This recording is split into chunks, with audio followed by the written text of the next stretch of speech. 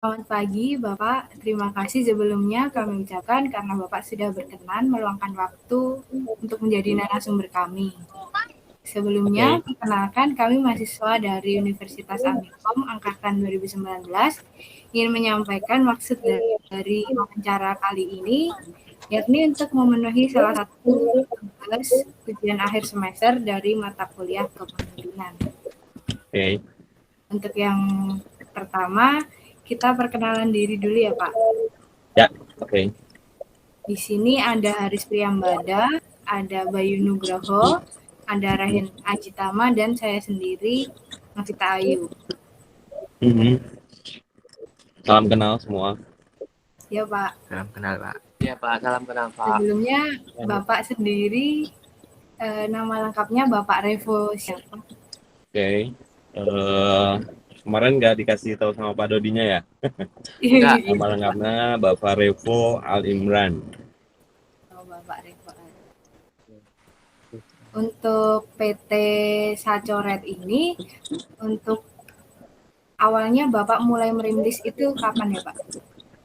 Oke. Sacoret Kreatif itu di bawah naungan PT 1 Coretan Sahaja namanya.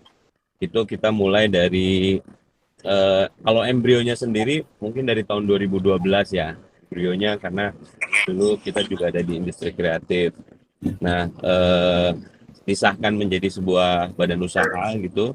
Kita terdaftar di tahun 2016, di bulan Mei tahun 2016 gitu. Jadi udah hampir sekitar berapa tahun tuh?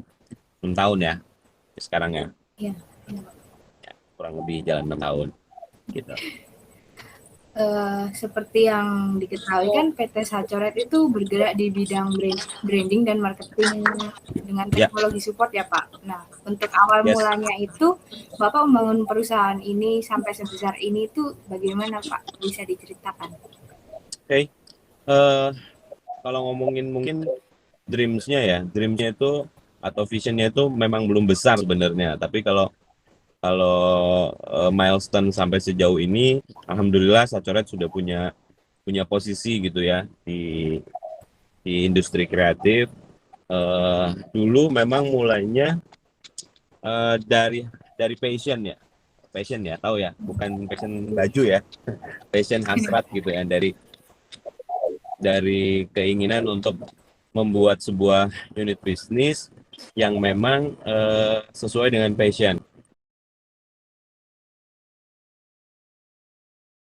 Oke, kita lanjut ya.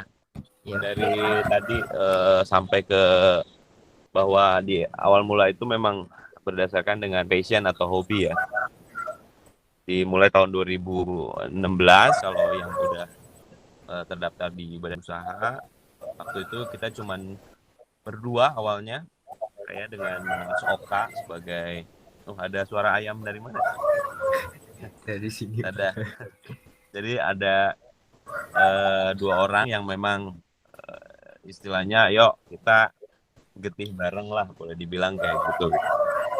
Akhirnya kita membuat sebuah brand namanya Sacoret gitu kan. Jadi Sacoret duluan sebelum ada namanya PT 1 Coretan Sahaja. Nah, terus berkembang bertiga yang ngurusin keuangan. Terus akhirnya di tahun kedua kita berupaya untuk ngejar target supaya bisa dapat klien lebih dari yang kita bisa kerjakan saat itu. Karena kalau ngomongin cuman bertiga, kemampuannya juga pasti terbatas gitu kan. Sampai akhirnya di tahun kedua tuh kita coba sudah hiring 6 sampai 7 orang waktu itu kalau nggak salah. Yang mana terdiri dari creative design atau desainer, terus ada copywriter dan juga foto video sama SMO, social media officer. Nah, di situ alhamdulillah juga perjalanannya positif gitu. Sampai akhirnya kita concern ke yang namanya full service marketing dan branding gitu. Dimana di situ kita mulai dari buat logo, desain visual untuk publikasi iklan, sampai ke digital sosial media gitu kan. Nah, di tahun ketiga alhamdulillah kita juga nambah hal positif lagi, dan juga berkolaborasi dengan beberapa partner gitu yang memang bisa mengerjakan di industri teknologinya, yaitu mobile app sama website development. Nah, di tahun itu otomatis kita juga nambah orang, nambah infrastruktur, office juga jadi lebih besar gitu kan. Positif insya Allah, alhamdulillah.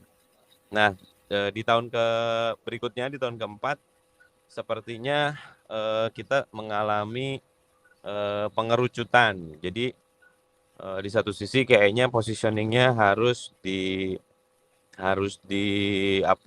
narrow, kalau bahasa kita dikerucutkan atau di narrow itu supaya menjadi spesialis. Maka di tahun itu kita repositioning menjadi social media expert gitu. Nah, akhirnya tim divisi itu ada yang memang tetap stay dan support untuk di social media expert, ada yang memang juga akhirnya harus leave gitu. Ya, sampai sekarang ya kita berusaha untuk menjadi social media expert dan juga media publikasi marketing gitu.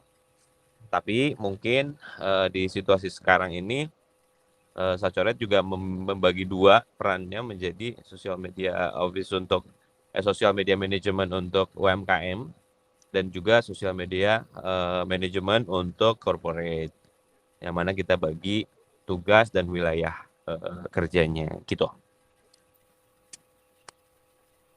Di balik kesuksesan ini semua kan pasti ada kerjasama antar tim yang hebat gitu ya Pak.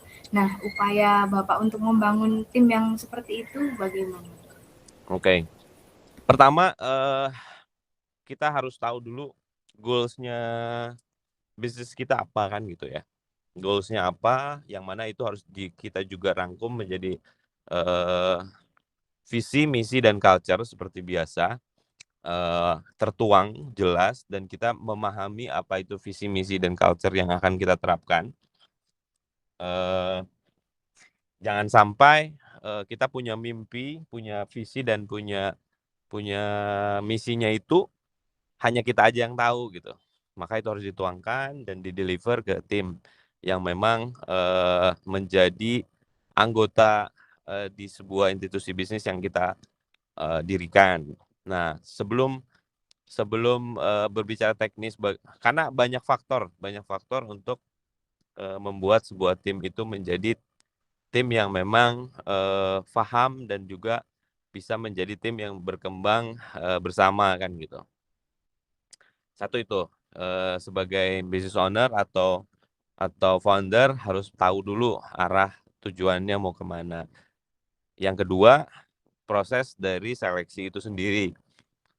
Kebutuhan untuk SDM yang kita butuhkan atau tim yang kita butuhkan, kita harus tahu persis skill requirement-nya seperti apa.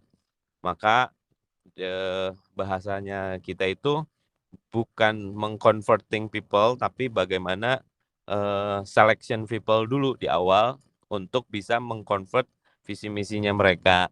Nah, kebanyakan kan mungkin di awal itu kayak kita tuh banyak mengconvert people gitu kan. Oh, nanti juga bisa, sebelumnya belum bisa karena mungkin kuliahnya IPK-nya bagus, nilainya bagus, nanti pasti bisa. Nah, kita modelnya nggak gitu, tapi lebih ke paling enggak memang sudah ada basic skill-nya. Kita nggak urusan dengan nilai IPK, kita nggak urusan dengan nilai kuliah atau nilai sekolahnya, tapi orang ini punya effort dan punya kemampuan yang memang kita butuhkan saat itu. Maka kita benar-benar harus bisa selektif di situ. Nah, setelah kita mendapatkan interview selektif itu, baru kita deliver ke tim divisi. Maka di tim divisi itu kita punya beberapa leader yang akan mendeliver visi misi, culture, terus goals, terus kita juga punya yang namanya 168 ways kalau kita sebut. Sacoret itu punya 168 ways, 1 visi, 6 misi, dan 8 culture, yang memang itu menjadi ruh untuk tim di mana goals-nya itu satu persepsi dengan kita semua gitu. Nah dari situ dengan segala bentuk dinamikanya kita akan paham bahwa Sacorit itu hanya sebagai sebuah kendaraan gitu kan, di mana anggotanya adalah satu ada driver, ada navigator, ada penumpang dan juga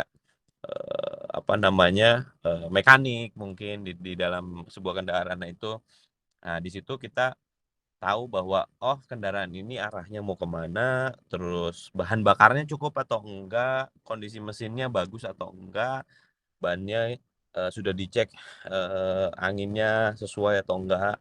Nah itu menjadi acuan atau analogi kita menuju goals yang memang kita tetapkan di tim. Maka kalau timnya sesuai dengan porsi dan posisinya, insya Allah tim itu akan jadi tim yang solid gitu. Baik Pak, selanjutnya pertanyaannya akan disampaikan teman saya. Baik, Kak, saya dari Priyambada akan mengajukan beberapa pertanyaan selanjutnya. Yang pertama itu dalam bekerja kan pasti bekerja sama dengan tim. Pas bekerja sama dengan tim itu kan pasti ada suatu kendala gitu Pak. Apakah kalau ada kendala itu Bapak cara menangannya itu gimana ya Kak? Oke. Kendala apapun atau kendala tertentu, karena sebuah kendala itu pasti treatmentnya akan berbeda. Misalnya kendala dengan SDM, kendala dengan klien, kendala dengan alat gitu kan, itu akan menjadi treatment yang berbeda. Atau kendala secara keseluruhan gitu ya. Iya, Gitu. Iya Pak. Iya Pak. Gimana Mas? Oke. Iya Pak. Jadi treatment untuk mengatasi kendala itu sebenarnya yang harus dilakukan pertama adalah jangan pernah membuat keputusan di saat emosional, di saat upset, di saat emosi gitu ya. Pastikan kita tahu dulu source problemnya di mana. Misal tadi kalau misalnya masalahnya ada di SDM-nya, kita harus tahu bagaimana mentreatment, dan PR paling berat itu kan memang di SDM ya, yang nggak akan berhenti gitu kan. Sejauh perusahaan itu berjalan dan punya SDM, maka problem-problem atau dinamika masalah itu pasti akan ada terus. Nah, treatmentnya tiap karakter SDM juga itu akan berbeda-beda. Pastikan kita mengetahui karakter masing-masing dan bagaimana mentreat. Contoh, bagaimana mentreatment designer dengan mentreatment orang marketing beda. Bagaimana mentreatment orang keuangan dan orang marketing juga sangat bertolak belakang. Di mana orang marketing pengennya genjot terus, nggak peduli tuh urusannya duit dan lain sebagainya. Yang penting dia udah tahu secara positioning di market harus gencar gitu kan. Sedangkan orang funding atau finance pengennya kan semua serba efektif, efisien gitu. Nah itu tergantung treatmentnya tadi. Kalau saya memang selalu coba berupaya untuk terus berkomunikasi dan kita duduk bareng untuk memahami sebuah masalah itu. Silahkan mengutarakan berbagai macam persepsinya, tapi yang dicapai itu konklusi untuk solusinya gitu. Jadi tidak wah ini masalahnya kayaknya berat, semua orang bicara kayak gitu, tapi tidak ada satupun yang berbicara tentang bagaimana solusinya. Jadi pastikan semuanya berkontribusi untuk komunikasi, menunjukkan solusi-solusi yang mungkin bisa jadi solusi itu datangnya bahkan bukan dari kita sebagai leader gitu. Bisa jadi solusi itu datangnya dari anak-anak yang memang biasa ketemu dengan masalah itu. Gitu.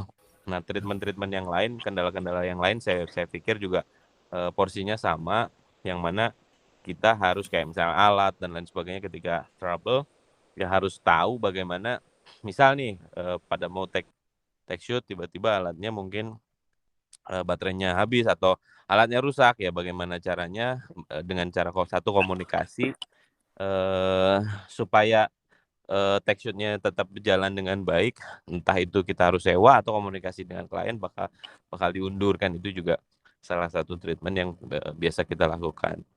Ya, intinya selalu mencari solusi di setiap problem dan jangan memutuskan suatu keputusan di saat kita sedang emosi gitu. Untuk yang selanjutnya itu kan Bapak sebagai seorang CSO kan, menurut Bapak itu memimpin para anggotanya itu karakternya itu gimana ya? Apakah yang demokratis atau otoriter atau karismatik gitu, Pak? Saya kayak Hitler, Mas. Nah, Mas. Jadi kalau saya nggak suka, saya habisi, Mas. Ya, Pak.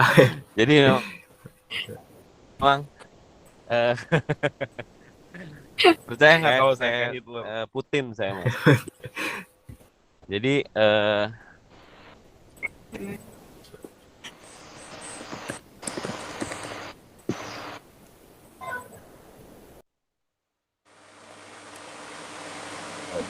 untuk mencari sebuah entah itu ide baru ataupun solusi dari masalah-masalah yang memang ada di perusahaan kita gitu. Artinya sisi demokrasi insya Allah tetap ada. Tapi di satu sisi juga bahwa kita punya ketegasan tertentu untuk ini anak udah kita uji coba dalam 1 bulan 2 bulan masih begitu aja, maka saya akan tegas untuk tunjukkan KPI bahwa kalau memang teman-teman tidak serius di sini, ya silahkan mungkin cari tempat yang baru yang memang sesuai dengan karakter. Maka saya akan langsung sodorkan pernyataan itu gitu. Dan di satu sisi saya juga tipikal yang cukup agak keras di ranah ketika misalnya ada deadline yang memang anak-anaknya itu ketika tidak bisa mendeliver atau membuat timeline yang sesuai dengan deadline selesai gitu. Nah, jadi silakan simpulkan bagaimana karakter saya, Mas. Ya, Pak. Ya. Yang lanjut pertanyaan selanjutnya itu apakah ada sosok pemimpin yang Bapak idolakan atau menjadi motivasi Bapak untuk dicontoh gitu, Pak? Oh, ada dong pasti. Itu adalah bos saya dan panutan saya seumur hidup, Mas. Namanya Muhammad, Mas. Rasulullah. Masya Allah. Ya, Pak. Ya, Pak.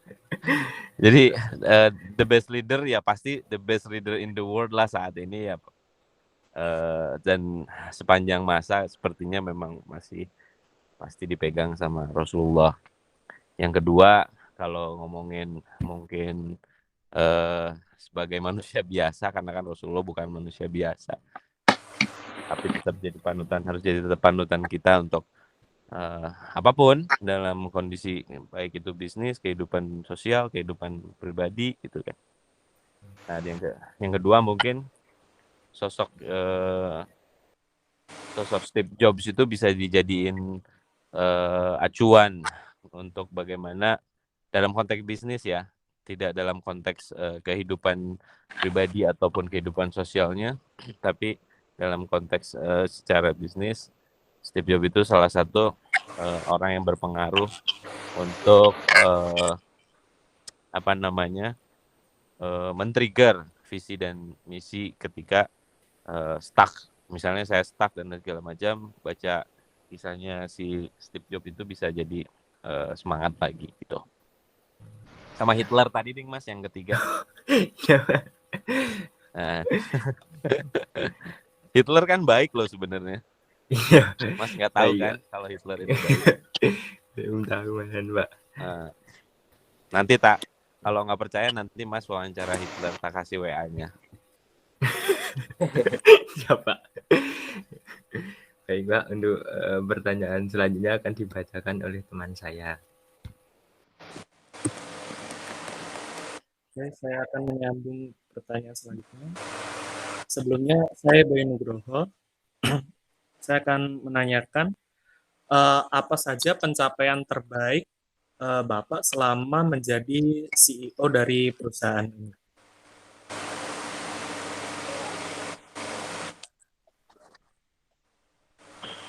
Gimana Mas? Maaf, saya ulang. Halo.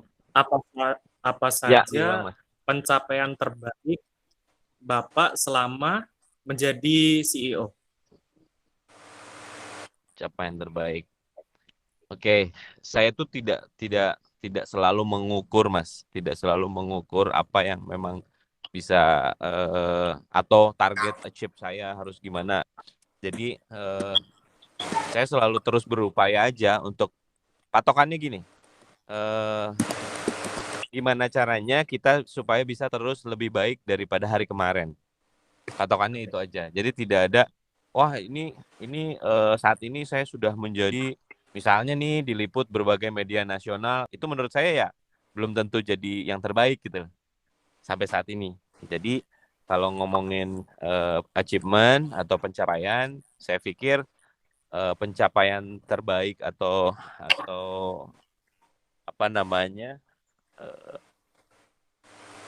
achievement itu ketika disebut menjadi baik adalah ketika kita bisa menjadi lebih baik daripada hari kemarin. Tuh. Terjawab nggak? Kalau secara teknis Iya, sih, kalau secara teknis ya tadi secara perusahaan mungkin apa namanya sudah banyak dikenal di industri kreatif, terus saya sendiri sudah diliput berbagai macam media lokal maupun nasional, bahkan internasional juga pernah. Cuman itu bukan sesuatu yang menurut saya juga patokan terbaik. Bisa jadi yang bakal ada yang lebih baik lagi nih ke depan gitu. Jadi saya selalu mengukurnya itu enggak yang terlalu jauh gitu Mas.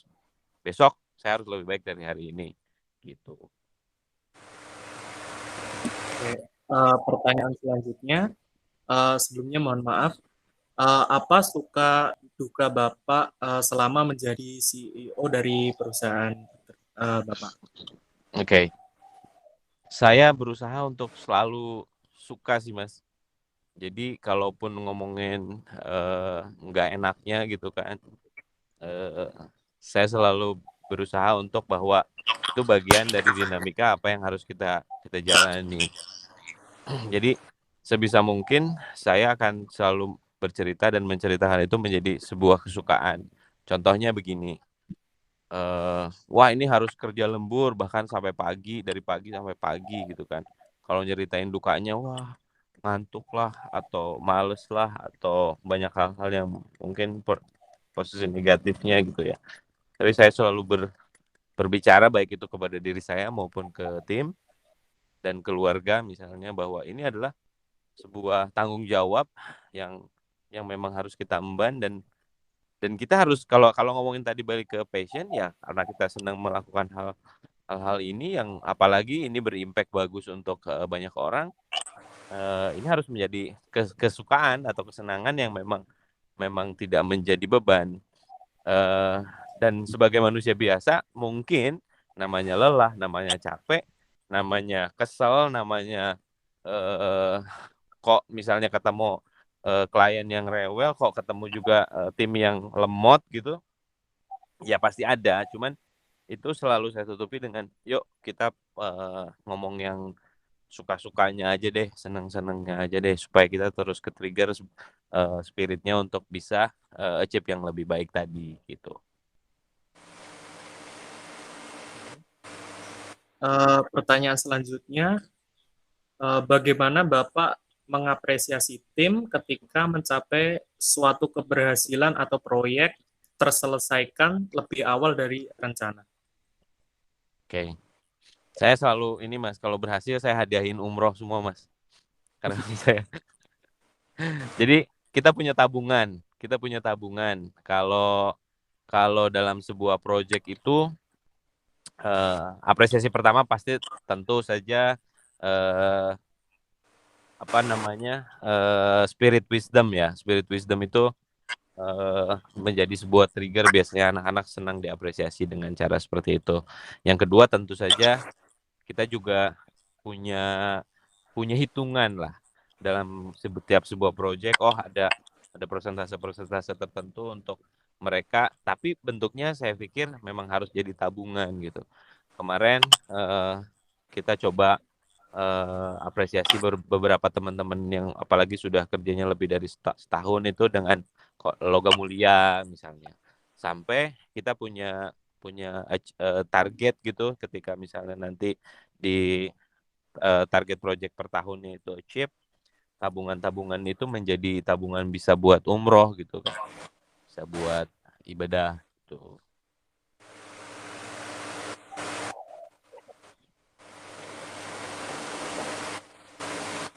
Terjawab, Mas? Oke, Pak. Terima kasih. Pertanyaan selanjutnya akan ditanyakan oleh teman saya. Baik, Pak. Perkenalkan, nama saya Raihan. Bapak, apa target perusahaan 2-3 tahun mendatang? 2-3 tahun mendatang. Oke. Nah, ini lebih make sense nih. Jadi saya selalu membuat sebuah resolusi yang tidak muluk-muluk untuk setiap unit bisnis yang saya buat ya. Di tahun kedua di tahun berikutnya untuk Sacoret sendiri, saya sedang membuat sebuah sistem yang mana itu harus relate dengan apa yang sekarang sedang dibicarakan lah, relate dengan kondisi saat inilah. Saat ini ngomongin yang namanya blockchain, ya kita harus tahu teknologi blockchain itu seperti apa, security-nya teknologi blockchain seperti apa. Kita ngomongin NFT, art NFT gitu, ya kita harus relate dengan NFT itu juga gitu kan. Artinya di industri kreatif ini NFT menjadi sebuah terobosan baru gitu kan, apalagi dengan teknologi blockchain. Tahun kedua, ketiga, saya pikir infrastruktur Sacoret harus bisa relate dengan teknologi saat ini dan tahun-tahun ke depan gitu. Itu plannya, Mas. Baik, Pak. Lalu, apa pesan Bapak kepada generasi saat ini yang akan memasuki dunia bisnis? Oke, pesan untuk anak-anak muda sekarang yang selalu saya juga kan di setiap diskusi di forum atau di di komunitas gitu adalah jangan pantang menyerah, satu itu jelas.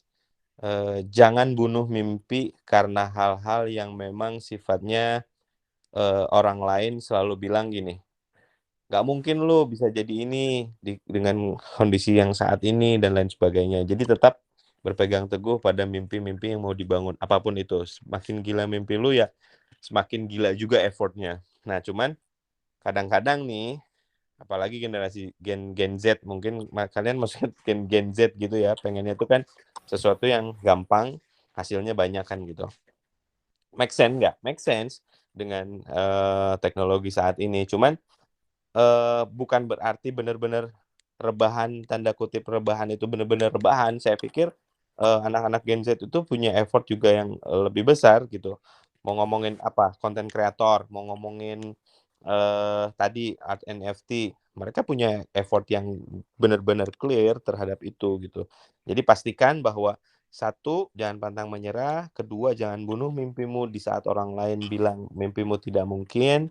Yang ketiga, effort kerja keras dan kerja cerdas. Jadi tidak ada kerja keras yang bisa berhasil tanpa kerja cerdas. Begitupun sebaliknya. Oh, kerja cerdas aja, nggak perlu kerja keras. Nggak juga, karena kerja cerdas pun pasti butuh kerja keras untuk mengaplikasikan itu di kehidupan nyata gitu.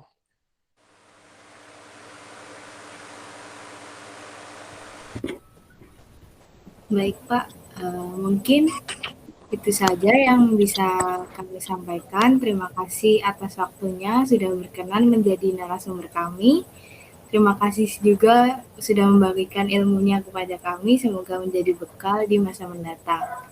Semoga perusahaan Bapak semakin sukses dan target-target tadi juga tercapai. Amin. Dan mohon maaf apabila terima kasih. Sukses buat kalian semua ya. Baik, Ya, Pak. Pak. Baik, Makasih, Pak. Pak. Amin, Pak.